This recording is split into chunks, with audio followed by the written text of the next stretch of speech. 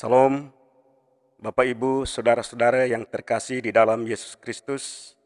Mari kita mempersiapkan diri untuk masuk ke renungan akhir pekan hari ini. Tapi sebelum kita mulanya, saya memperkenalkan diri saya. Nama Immanuel Ahalamani, Presbiter Jemaat Diaspora Danau Ina, Oisapa, Rayon 5. Mari kita berdoa. Bapa di sorga, di kesempatan yang ada ini kami anak-anak siap untuk mau belajar firman-Mu. Untuk itu kami undang Roh Kudus untuk menguasai ruangan ini, halaman dan sekitarnya. Agar firman Tuhan yang kami belajar kami dapat memiliki dan kami boleh memanfaatkan itu di dalam kehidupan kami setiap saat waktu berjalan. Terima kasih Tuhan. Amin. Pembacaan kita pada hari ini terambil di dalam Matius pasal 6 ayat 5 hingga ayat yang ke-8. Demikian bunyinya, hal berdoa. Dan apabila kamu berdoa, janganlah berdoa seperti orang munafik. Mereka suka mengucapkan doanya dengan berdiri dalam rumah-rumah ibadat dan pada tekungan-tekungan jalan raya, supaya mereka dilihat orang. Aku berkata kepadamu, sesungguhnya mereka sudah mendapat upahnya. Tetapi jika engkau berdoa, masuklah ke dalam kamarmu, tutuplah pintu, dan berdoa kepada Bapamu yang ada di tempat tersembunyi. Maka Bapamu yang melihat yang tersembunyi akan membalasnya kepadamu. Lagi pula dalam doamu itu jangan bertele-tele, seperti kebiasaan orang-orang tidak mengenal Allah. Mereka menyangka bahwa karena banyaknya kata-kata doanya akan dikabulkan. Jadi janganlah kamu seperti mereka, karena Bapamu mengetahui apa yang kamu perlukan sebelum kamu meminta kepadanya. Karena itu berdoalah demikian, Bapa kami yang ada di sorga, dikuduskanlah namamu. Datanglah kerajaanmu, jadilah kehendakmu di bumi seperti di sorga. Berikanlah kepada kami pada hari ini makanan kami yang secukupnya. Dan ampunilah kami akan kesalahan kami seperti kami juga mengampuni orang yang bersalah kepada kami. Dan janganlah membawa kami ke dalam pencobaan, tetapi lepaskanlah kami daripada yang jahat. Karena Engkaulah yang mempunyai kerajaan dan kuasa dan kemuliaan sampai selama-lamanya. Karena jikalau kamu mengampuni kesalahan orang, Bapamu yang di sorga akan mengampuni kamu juga. Tetapi jikalau kamu tidak mengampuni orang, Bapamu juga tidak akan mengampuni kesalahanmu. Demikian firman Tuhan buat kita hari ini. Bapak Ibu, saudara-saudara yang terkasih di dalam Yesus Kristus, di dalam pembacaan kita, saya memberikan sebuah tema kecil, ialah mengapa kita perlu berdoa. Sekali lagi, dengan tema kecil yang saya angkat, mengapa kita perlu berdoa. Bapak Ibu, saudara-saudara terkasih di dalam Yesus Kristus, merujuk daripada tema renungan kita hari ini. 1. Kita mengikuti teladan Tuhan Yesus yang sudah ditinggalkan untuk kita.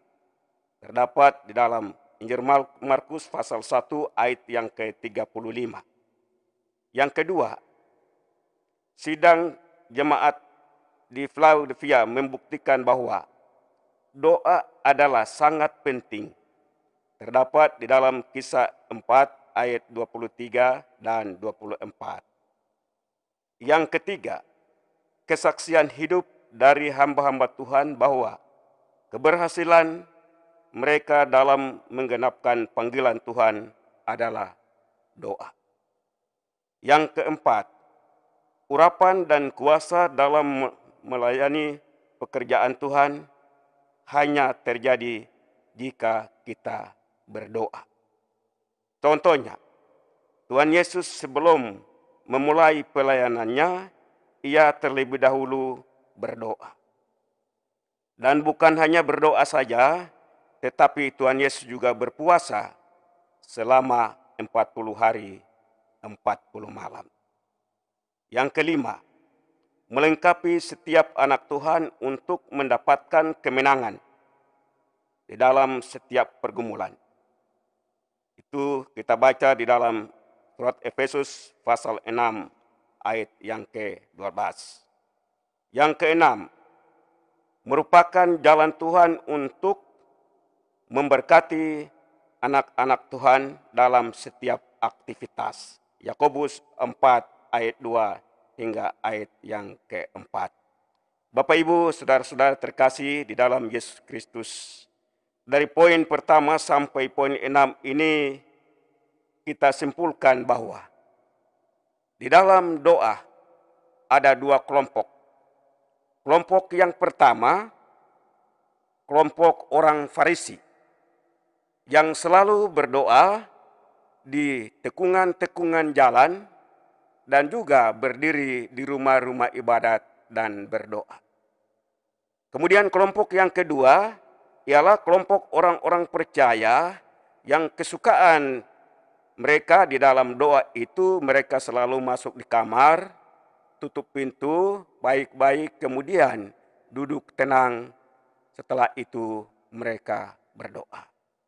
Maka firman Tuhan ingatkan kepada kita pada hari ini bahwa doa yang benar ialah doa orang percaya yang selalu masuk di kamar, tutup pintu dan duduk tenang, kemudian berdoa.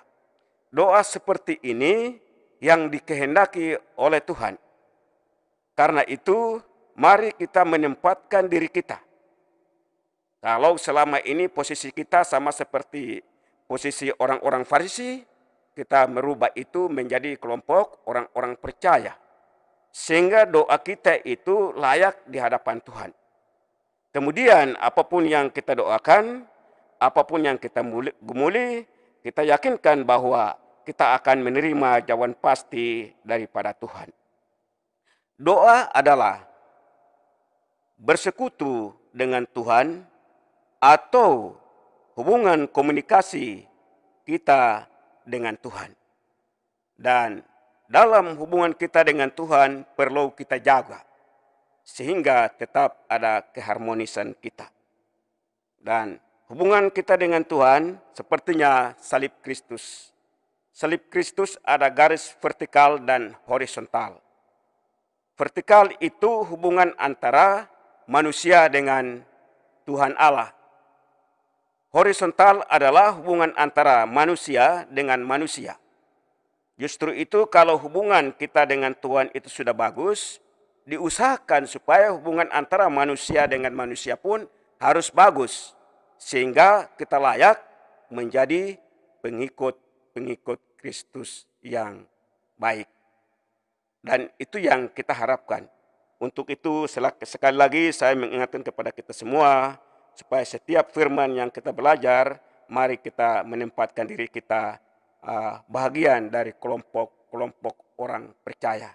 Supaya benar-benar pergumulan itu dijawab oleh Tuhan, dan hasil daripada jawaban doa itu kita dapat menikmati di dalam kehidupan kita setiap hari.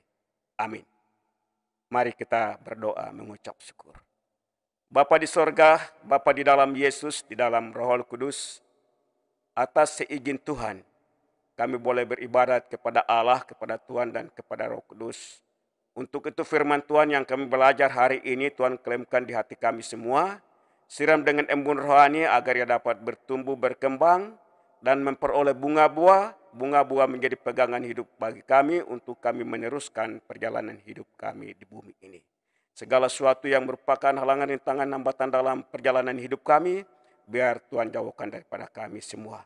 Untuk itu kasih dan damai sejahtera dari Allah Bapa, Allah Anak, Allah Roh Kudus, mari menyertai kehidupan kami mulai dari sekarang ini hingga kekal sampai selama-lamanya. Amin.